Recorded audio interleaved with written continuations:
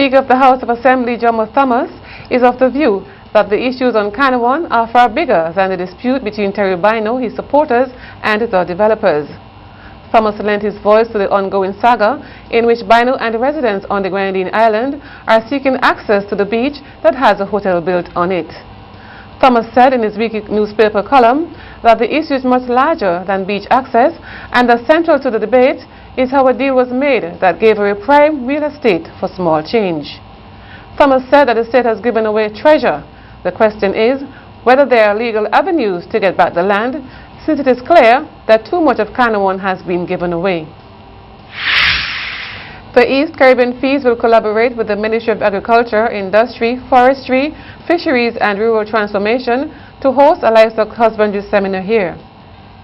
The seminar, facilitated by Dr. Robert Thomas, an experienced veterinary consultant from the East Caribbean Fees, says Jamaica will convene at the Methodist Church Hall from Tuesday to Thursday. A release from the company stated that it will focus on poultry production, pigs and small ruminants. Additionally, Dr. Thomas, accompanied by staff from the ministry and ECGC, will visit various livestock farms on the island on June 13th and 15th to gain a deeper understanding of the practices of local farmers. East Caribbean Fees is dedicated to supporting the livestock farming community through relevant training and the supply of top-quality animal feeds. The National Telecommunications Regulatory Commission, NTRC, hosted a launching ceremony to inform the public of a mobile application which was developed by NTRC. This mobile app will provide numerous benefits to all Vincentians as well as visitors to our island. So I've seen the app is fully cloud-based. This also saves any development cost of it as compared if you were to develop it and host it on your own server locally in your office. And it also allows for scaling easily. If you have more users using it and traffic increases to it, we can scale it very easily based on having it in the cloud, as we host it on Amazon Web Services. So we wouldn't pay for as much traffic we use and the space. So as it increased, then our costs increase. Just to give you an idea of the recurring costs to host the app, I have it running each month. It's roughly about $250 EC, $250 EC. So we don't have to buy any computers, buy anything. That's $250 EC a month, which is not that big. And as it scales up, it goes a little bit better. But that is very reasonable to run a full app. And so that includes the Mapbox service that we're paying for, the Amazon Web Service, and also for the web hosting service. But if you have your own web service already, a web site, you can use that where you can save costs. For example, we're using our current server for our website to host as compared to getting a separate server. Also, so this is the Android version which we did first based on most of the phones in St. Vincent are currently Android. We'll be starting to work on the Apple version soon, and before the end of the year we should have that ready for Apple. But once you have it done in the Android, it's not as hard to get it over. Most of the hard work is finished. And the guys, they're already trained in Apple stuff from the program at the Community College.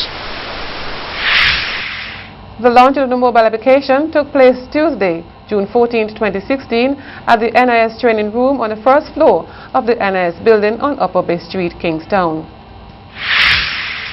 According to radio announcer and owner of Nice Radio, Douglas De Freitas, elections will be held this year.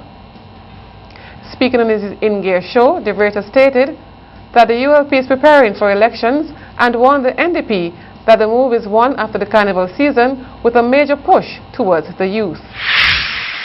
I want to warn the New Democratic Party that elections are going to come this year. The move is on. I've mentioned it before, I say it again. There is going to be a big move toward the youths to the Unity Labour Party. They have already planned it. So Ralph, know that I know your plans.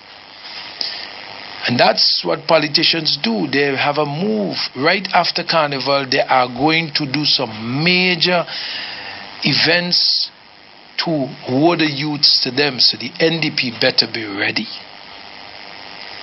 This is not for in-house. This is open house. The ULP is going to put a major resources into wooing the youths. They're going to have a lot of events pertaining to the youths, and it's going to start right after Carnival. Watch it. Elections this year.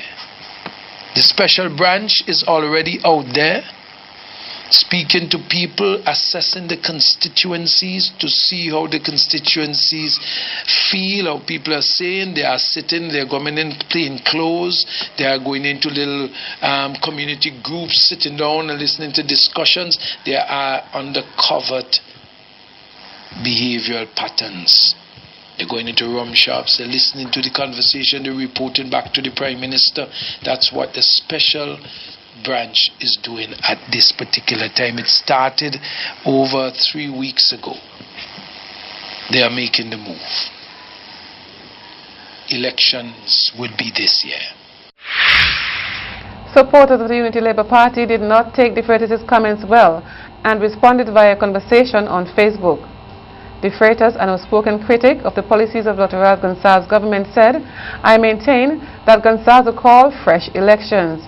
The Freitas said the European administration is planning 3 major youth events not paid for by the ULP, but disguised as government programs. He added that the programs are similar to the 13 million in lumber, cement and galvanized. Douglas said to a number of the ULP supporters taking part in the Facebook discussion to wait and see, then judge his statements after. Popular DJ Taurus says he used to work for the devil but is now working for the Lord.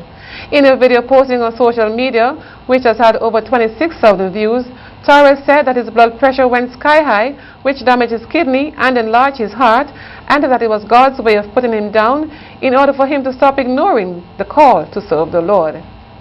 Taurus says he's now given his life to Christ and will be working for the Lord instead of continuing to work for the devil.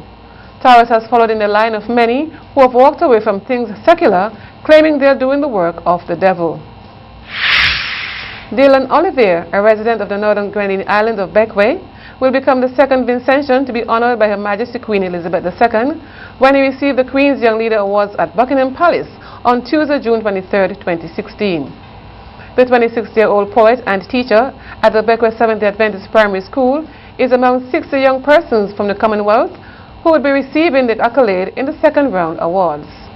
Journalist and founder of a sports-based program in the community of Rose Hall, Kenville Horn was the first Vincentian to receive the award last June from Her Majesty the Queen at Buckingham Palace. The Queen's Young Leader Award recognizes and celebrates exceptional people aged 18 to 29 from across the Commonwealth who are taking the lead in their communities and using their skills to transform lives.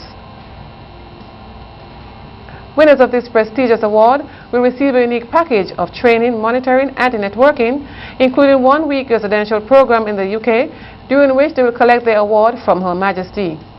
Olivier said his first flight out of St. Vincent and the Grenadines will surely be a historic one, given that he will have an opportunity to meet influential young men and women and to be in the presence of Her Majesty. He went on to say, "I hope my achievement can serve as a testimony to all Vincentian youth that nothing is too hard to attain in life. With the right attitude, anything is achievable."